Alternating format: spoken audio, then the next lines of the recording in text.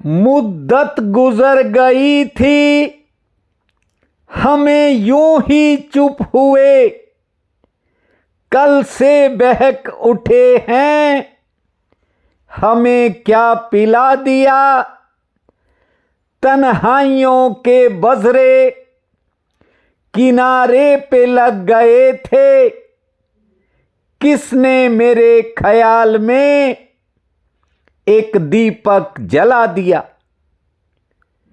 मेरे प्रिय बंधुओं, देवियों व सज्जनों, एक पर्दा सरक रहा है, थोड़ा सहयोग करना पड़ेगा। बहुत जल्द कुछ होने वाला है। बड़ी प्रतीक्षा की है आपने, और निज धर्म कहता है कि प्रतीक्षा में ही परिणाम छिपा होता है। यहां लोग छोटी छोटी बात पर शर्त रखते हैं। वे कहते हैं कि इंतजार की भी कोई सीमा होती है। निज धर्म कहता है इंतजार की कोई सीमा नहीं होती। एक फिल्म के गीत की पंक्तियां मुझे कई बार याद आती हैं कि दिल दिया ये एतबार की हद थी, और जान भी दी ये तेरे प्यार की हद थी। मर गए हम, खुली रही आंखें, ये तेरे इंतजार की हद थी। हम क्या करते हैं? यदि प्रतीक्षा देखना चाहते हो तो पपीहे की देखो, वो करता है प्रतीक्षा। जानते हो 27 नक्षत्र हैं मात्र स्वाति नक्षत्र में, यानी जब 27 नक्षत्रों में से स्वाति नक्षत्र आता है, वर्षा होती है, तभी वो पानी पीता है। एक बात और आपको बता दूं, पपीहा बरसने वाले पानी को जमीन से नहीं उठाता, वो तो स्वाति की बूंदों को सीधा अपनी चोंच में लेता है। जरा सोचो कितना इंतजार करना पड़ता होगा। यहां लोग सुबह बात करते हैं और शाम को परिणाम चाहते हैं।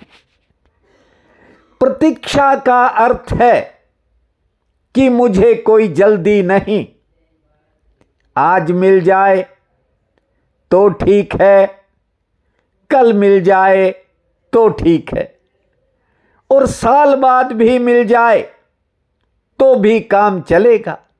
मैंने बहुत से बहन भाइयों की बातें सुनी हैं।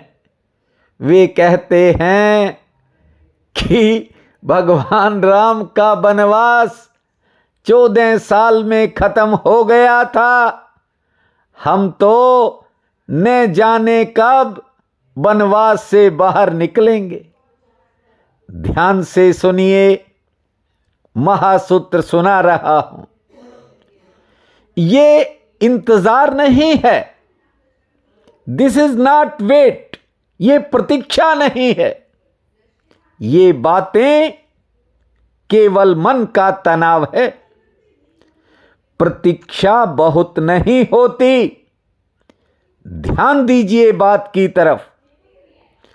प्रतीक्षा कभी भी बहुत नहीं होती, तनाव बहुत होता है। प्रतीक्षा तो एक शांत दशा का दूसरा नाम है। इंतजार ज्यादा तो हो सकता है, प्रतीक्षा लंबी हो सकती है, लेकिन आपको बता दूं, जरूरत से ज्यादा नहीं होती।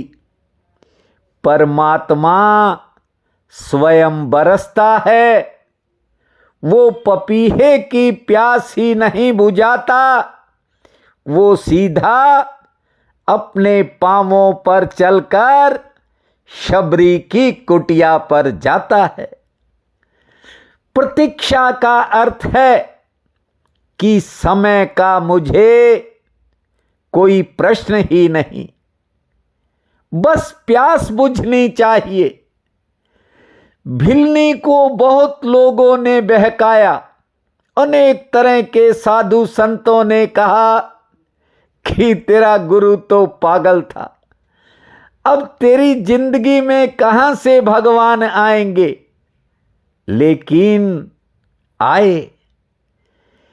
सब कुछ होता है। बात को ठीक से समझ लीजिए।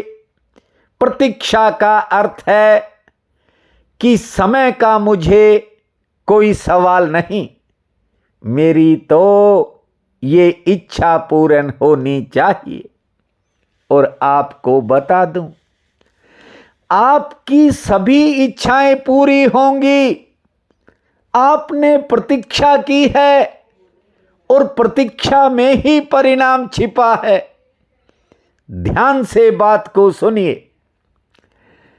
यहां लोगों के पास सब कुछ करने के लिए टाइम है। यदि परमात्मा की कोई बात करे तो उनके पास समय नहीं है। उल्टा सीधा न जाने इंसान क्या क्या देखता है।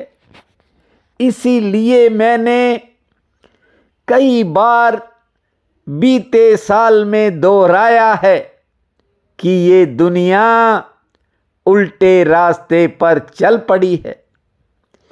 आप भी सुनते होंगे समाचारों के माध्यम से कि पूरी दुनिया में आज किस तरह के हालात हो गए हैं। निज धर्म कहता है परमात्मा का स्मरण पढ़ने की ही एक कला है। इस कला को जो सीख लेता है वह एक दिन परमात्मा को पहचानने में भी सक्षम हो जाता है। राम राम भूमा, श्री राम नाम भूमा। जब समय मिले थोड़ा स्मरण जरूर कर लिया करो। आज एक बहन कह रही थी कि आजकल कभी कभी आते हो। मैंने कहा ऐसा नहीं है। अब ठाकुर की सेवा में बचा समय लगाना चाहता हूं, क्योंकि यदि ठीक से आप समझे ही नहीं तो फिर कितने भी वीडियो सुनाता रहूं। आपने उस परमात्मा के साथ एक होना है। उसके लिए निज धर्म का पालन जरूरी है, अन्यथा तो परमात्मा आपके पास से गुजर जाएगा। आप तो उसे पहचान तक नहीं पाओगे। निज धर्म का सूत्र सुनाने वाले वे महात्मा कहते थे कि इस शरीर में जो भी जाता है उसे भीतर रखना आसान काम नहीं होता। इस शरीर में जो जाता है किसी न किसी रूप में उसे बाहर आना पड़ता है। कई बार लोग कहते हैं कि आपने जो मंत्र दिया मैं उसे जप रहा हूं। सब ठीक है, लेकिन कई कई बार मन की बेचैनी नहीं जाती। ध्यान दीजिए, वे महात्मा कहते थे तुम मंत्र को भीतर रख नहीं पा रहे हो, इसीलिए बेचैनी होती है। जिसे मंत्र को संभालना आ गया और जिसने थोड़े से धैर्य और हिम्मत से काम ले लिया, जानते हो असंभव से असंभव रास्ते भी उसके लिए खुल गए। लेकिन आदमी कुछ पचा नहीं पाता। ये सबसे बड़ी उसकी भूल है। मैं देखता हूं नित नई बातें, जिसका ना सिर है, ना मुंह है, ना पैर है, इस सोशल मीडिया में इस तरह के भ्रम फैलाए जा रहे हैं। उसका कारण भी यही है कि लोग चुप करके बैठना नहीं चाहते। कुछ न कुछ उन्हें चाहिए। उसका कारण आपको बता दूं, ये जो मन है ना, ये एक ऐसी चीज है, ये बिना किसी सहारे के नहीं बैठता। मन को कोई न कोई सहारा चाहिए। ये मन बेसहारा होकर जी ही नहीं सकता। भगवान शंकर के सूत्र में एक बड़ी बात कही गई है कि मन ही मंत्र है। शब्द तो मन का स्वभाव है। सभी तरह के शब्द मन को भरते हैं, लेकिन समझ शब्द नहीं है। समझ कोई सिद्धांत भी नहीं है। समझ तो विवेक को कहते हैं, और विवेक आपके भीतर से पैदा होगा। बहुत कुछ कर लिया, बहुत समय बीत गया। एक बार थोड़ा रुक कर देखो। ज्यादा मुसीबतें इकट्ठी मत करो। आज ये दुनिया में त्राही त्राही मची है, इसके पीछे स्वयं व्यक्ति हैं जो ऐसा कर रहे हैं। ये सब इंसान की करतूतें हैं, और आज डर के मारे बड़े बड़े लोग बेचैन हैं। आज आपको 2 लाइनों का एक सूत्र सुना रहा हूं। कभी नहीं आ पाता तो क्षमा मांग लेता हूं। आपके चरणों में आने का मन तो प्रतिदिन करता है, लेकिन कई बार ठाकुर जी की सेवा में देरी हो जाती है। खुद भी दर्शन करना चाहता हूं, आपको भी करवाऊंगा।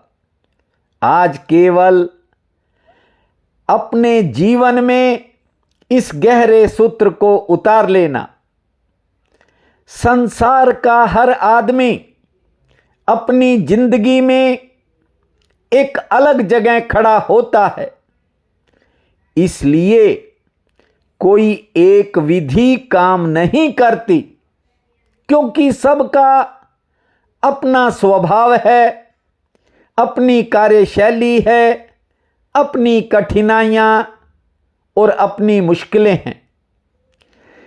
कर्म अलग हो सकते हैं, बात की तरफ ध्यान दीजिए।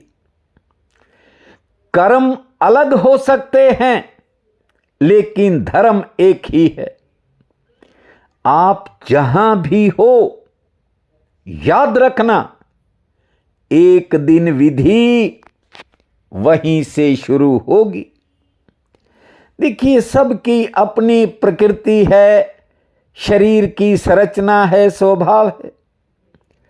कोई चीज किसी के लिए दवा बन जाती है, और वो ही चीज किसी के लिए जहर बन सकती है। दुनिया में कोई पूर्व, कोई पश्चिम, कोई उत्तर, कोई दक्षिण, सबके अपने अलग अलग भटकाव हैं, लेकिन आप मेरा हिस्सा हो, इसलिए एक बात को याद रखो, अरबों खरबों लोग पैदा होते हैं और चले जाते हैं, सबके अंगूठे अलग, अंगूठों के हस्ताक्षर अलग, इसलिए आप अपने आप पर भरोसा करना सीखो और ये दुनिया में फैले भ्रम और भटकाव से बचो। मेरी तो एक ही इच्छा है कि आप स्वयं के इतने करीब हो जाओ, इतने निकट हो जाओ, जरा सी भी दूरी नहीं रहनी चाहिए, बचनी नहीं चाहिए। याद रखना, यदि श्रद्धा को बनाए रखा तो भाग्य का द्वार खुलने में देर नहीं लगेगी। आज चैत्र शुक्ल पक्ष की षष्ठी है, भगवती का छठा नवरात्र है। मां कात्यायनी का स्मरण करके उठते ही धरती मां को प्रणाम करना, 6 बार लंबी श्वास छोड़ना, 30 बार ताली बजाना, 4 मिनट मौन रहने के बाद खुले आसमान को निहारना, सूर्य नारायण मां तुलसी को जल अर्पित करना, भगवती की पूजा अर्चना करना, फल फूल चढ़ाना, व्रत रखना और संध्या के समय हनुमान जी के चरणों में एक ज्योत जलाना। ओम ओम भूमा भौम भौम भूमा, ओम ओम भूमा भौम भौम भूमा। इस महामंत्र को जपना, समय आपका मंगलमय रहेगा। प्रिय बंधुओं व मातृदेवी शक्तियों, आज 24 मार्च दिन मंगलवार है। आप सबको मेरा नमस्कार है। आज का राशिफल इस प्रकार है। मेष, आज कोई नया संपर्क जुड़ सकता है और कार्यक्षेत्र के काम आसानी से निपटेंगे। रोजगार से लाभ सामान्य मिलेगा। घरेलू कामों में कोई नया खर्च हो सकता है। दिनचर्या वैसे सामान्य रहेगी। वृषभ, दूसरों का कोई काम आपके निजी काम को प्रभावित करेगा। ध्यान से आगे बढ़ें। आमदन के लिए मध्यम श्रेणी का समय रहेगा। परिवार से जुड़ा कोई काम बनेगा, लेकिन कार्यक्षेत्र के किसी काम में थोड़ी देरी हो सकती है। मिथुन, रोजगार से अच्छे लाभ की संभावना है। यात्रा से जुड़ी कोई योजना बनेगी। यात्रा हो भी सकती है। सेहत लगभग ठीक रहेगी। हाँ, किसी पुराने संपर्क से आपको फायदा मिलेगा। कर्क, किसी करीबी की कोई बात आपके मन को बेचैन कर सकती है। धैर्य से काम लेवें। आमदन के लिए दिन ठीक है। संतान संबंधी कामों पर खर्चा होगा और सरकार से संबंधित कामों में सफलता का संकेत है। सिंह, कार्यक्षेत्र में आज थोड़ा काम का दबाव ज्यादा रह सकता है और किसी कारण किसी काम को लेकर मन में दुविधा बनेगी। दोपहर बाद समय बदल जाएगा। सेहत पक्ष ठीक है और किसी पुरानी मेहनत से फायदा मिल सकता है। कन्या, जरूरी किसी काम में कोई कठिनाई आ सकती है, लेकिन लेन देन के काम में राहत मिलेगी और किसी नए साधन से आपको फायदा मिलेगा। बिगड़े काम में सुधार का योग है। तुला, आज दिन भाग्यशाली है, लेकिन मन में थोड़ा उतार चढ़ाव रहेगा, जिस कारण कोई जरूरी काम जो है प्रभावित हो सकता है। ध्यान से आगे बढ़ें। नया संबंध बनने के भी संकेत हैं। वृश्चिक, आज किसी पुराने करीबी से मिलन का योग है। घर परिवार में सेहत से जुड़ी कोई चिंता हो सकती है, कोई खर्च हो सकता है। वैसे यात्रा में सावधानी रखें। आज कोई नया काम बनने के संकेत हैं। धनु, मन में विचारों का उतार चढ़ाव बना रहेगा। कहीं जाने का मन कर गया। कारोबारी सितारे ठीक हैं। कोई नया संपर्क जुड़ने से आपका फायदा होगा। आर्थिक पक्ष मजबूती की तरफ बढ़ेगा। मकर, आमदन के लिए समय मध्यम श्रेणी का है, लेकिन किसी के सहयोग से कोई पुराना काम बन सकता है। कारोबार में उतार चढ़ाव रहेगा, लेकिन नौकरी पेशा लोगों के काम आसानी से निपटेंगे। कुंभ, आज कारोबार के लिए दिन तो ठीक है, लेकिन नौकरी पेशा लोगों को थोड़ी बहुत परेशानी से सामना करना पड़ सकता है। सेहत पक्ष भी थोड़ा नरम है। दोपहर बाद समय बदलेगा और किसी रुके हुए काम में गति आएगी। मीन, आज संतान संबंधी कामों में सफलता के संकेत हैं। घर परिवार में कुछ नए खर्चे सामने आ सकते हैं। किसी रुके हुए काम में गति आएगी। बिगड़े काम में सुधार का योग है। सेहत ठीक रहेगी। आज का ये दिन आप सबके लिए अति शुभ फलदायी हो, यही मेरी कामना है। आप सबका बहुत बहुत धन्यवाद।